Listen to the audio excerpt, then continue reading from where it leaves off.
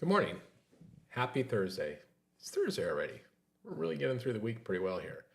If you watched my live yesterday, I talked about Zillow and how they've increased their business, by 65% and what their business strategy is. And it, certainly feels like a threat to a distributed retail loan officer. And darn it, if not today, I'm going to go back to back with, more news about people that are, trying to take our lunch, people that are trying to take our business. But as I said yesterday, when people are, trying to take our business, it makes us better. And, us getting better is better for everyone, not only for us personally, but also for the people we serve, our clients.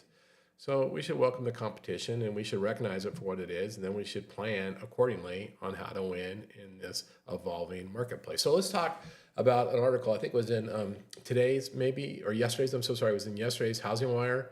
Article was written by one of my favorite authors from Housing Wire, Flavia Furlan Nunes. And the article's title is Rocket's Origination Volume Jumps 28% in Q3. All right, so here's the thing, and if you read the article, or if you read related articles, or if you were following the news yesterday, you know that Rocket lost some 400 or $500 billion or $400 million, some crazy amount of money last quarter. But it did so simply because it had to revalue its servicing portfolio. So it wasn't a cash loss. It was $481 million, but by the way, and it's for GAAP accounting, which has to mark to market their assets. And so they took a $481 million loss. But if you remove that, they made money. And what we need to do is not look at that headline loss, but I'm really interested to look under the hood to see how Rocket's doing. And so they had their Q3, investor call that they're required to have. And they shared a whole bunch of information, which, we can get a lot from. So let's go through some of the key information. And, maybe it's scary, maybe it's exciting. But once I get through the information, I'm going to give some suggestions about how someone like me or you can win in any environment. So here's the thing. Rocket's Q3 2004 highlights. They originated $28.5 billion in Q3, which was up 28% year over year. So pretty significant increases. Now, this is what the first thing that surprised me and scared me, by the way, is that their gain on sale in their direct to consumer channel was 410 basis points. That's massive. And it scares me that they can be competitive and successful and have a lot of margin. And what they mentioned that gain on sale is getting close to their historical healthy margin. So they're almost back at full margin, which maybe is a good sign for the industry if everybody else gets back to full margin. But it scares me that they can be a full margin while maybe many others aren't, and the others aren't as competitive. Now, the gain on sale on the TPO channel, which is mostly wholesale, was 147 basis points. That's pretty healthy in wholesale. That's pretty healthy because you remember there's no expenses against that per se and comps on top of that. But here's the other thing they said really interesting. So they said, look, 410 basis points, it's a very healthy margin for us, but we expect margins to improve in Q4. Because historically, from seasonality, margins kind of expand in Q4 as we go through the holidays and volume dips a little bit. People are less competitive, and so this margins kind of inflate. So I found all that super interesting. Now, as we transition or talk about their portfolio, they service 2.6 million loans. And that's really becoming a thing, as these big servicers, whether it's Freedom or Mr. Cooper or New Res or Rocket, they're servicing millions of people. I mean, the biggest companies, I think Mr. Cooper will soon have almost 9.5 million customers they service.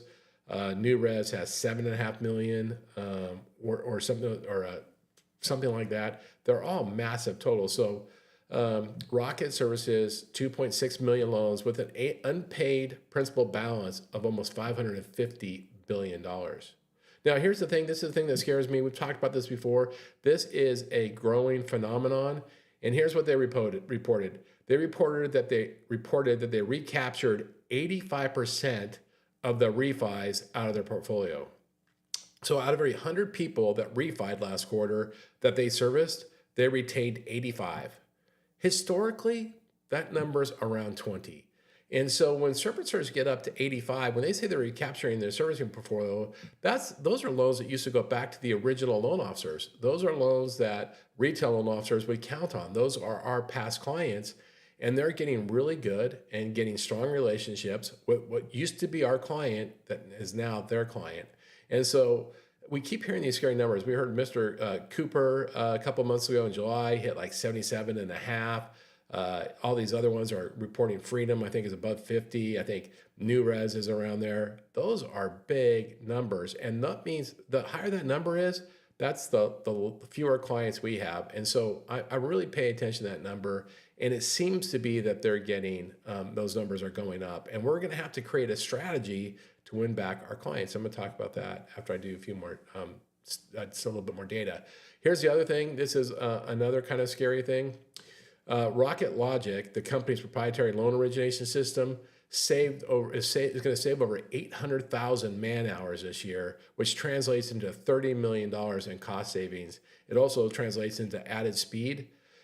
And in their call, they went on to say we can almost double our business without adding a single additional dollar in fixed cost. That's a scary thing too, right? And here's the thing, you go, gosh, when you go back to servicing and the servicing companies are being able to retain 50, 60, 70, 80% of their book, which is their book is our past clients, you go, gosh, how come my company is selling servicing? Well, it's a trade-off. Companies sell servicing to subsidize their interest rate, right? And it starts to be a vicious cycle because when these large servicing companies get this economy of scale, like we just talked about with their technology saving 800,000 man hours, speed and savings, well, then we have more strain on our margins and on our interest rates. So we need that SRP even more to subsidize our rate, which is really going to be a difficult thing to solve. So. But my live today isn't about how the rockets of the world are going to come and take our lunch, because I don't believe that. And that's not my message. My message is, boy, we all have to evolve if we're going to compete, and like I said, the winner is going to be the homeowner. The winner is going to be our borrowers, because they're going to get a much better, stronger, a more valuable loan officer from this competition. And here are some things I think. And when I was creating this list, and I would go, like, how can I'm a loan officer, I work at whatever IMB, or even if I'm a broker, I go, how do I beat Rocket? How do I break their growing allegiance from their servicing portfolio? What can I do to win? And I started to create a list, and as I was creating the list, I go, this list sounds a lot like how do I beat AI? It's kind of the same thing, because it's about how can I do something that they don't do, and how can I do it better, and how can I be more valuable? Whether I'm competing against a servicer, I'm competing against a call center, I'm competing against AI and massive technology, where can I go win my business? And so I have 3 or 4 things that I think that will help us. And like I said, if you've been listening to my stuff on AI, it's going to sound a lot like that. But here's the first thing: we need to evolve our relationship strategies from being transactional to being a lifelong service provider. And I know we all think that we are relational and have lifetime services, but I would challenge you: do you have a 30-year plan, a 3-decade or 4-decade plan, how you're going to be a critical wealth advisor, promoting real estate for your clients? Are you part of their financial plan? Do they trust you for your advice? Do you know what their triggers are? Do you know when they want to buy an investment property? Do you know when they want to buy a house for their kid? Do you know when they're going to need to take cash out? Are you there with them every step of the way? Because if you are, then you'll block all these other competitors from getting to your clients, even if the competitors are sending them a bill every month. Because if you and so that's the first thing. Do you have a 30-year plan that's valuable? Next, we really have to push human connection and personalized service, right? Because one of the things, these big platforms, whatever the type is, they're very about speed, efficiency, low cost, but they're not, and that doesn't allow for, gosh, Mr. and Mrs. Smith, how are you doing? How are the kids? How are the dog? How was your vacation to Montana? How are your finances? How's everybody doing? How can I help you? Hey, I got some ideas on how I can improve your life. We can be very human, right? But sometimes in those big platforms, they're very efficient. They're fast, they're cheap, but they're not always human. The call centers are making, the loan officers are making 2, 3, 400 calls a day. They're talking to a gazillion people. They don't slow down. And this is one of the things that I would encourage everybody. We need to have speed through fulfillment, speed through origination and fulfillment processes, but we need to slow way down for the human connection. And that's the same thing with AI, by the way. We just need to slow down and be human and connect with people. And that's how we can beat some of these big call centers and servicing centers. The next thing is, and I know this has been a topic, and I know the industry is fighting this, but we got to right size our comp and our expenses. Because one thing, we can't let a servicer or a call center, whoever it may be, we can't let them outposition us in rates, outposition us in speed and efficiency, outposition us in customer experience. We can't let that happen. And so we need to be in the arena to be competitive rates. And that means, sometimes if Rocket's platform is saving $30 million a year by using technology and my platform isn't, I'm gonna have to make the difference up someplace. I'm not gonna lose my customer. So if that means I gotta take lower comp, that means I gotta have lower expenses, I gotta figure it out so that I'm competitive. So you really gotta right size comp and expenses. And if you can right size your comp and expenses, but you give a much higher experience, a customized, personalized, tailored experience, you'll win. It's as simple as that. You'll win. You may not win if you're way out though on rate, so you got to be in the arena competitive.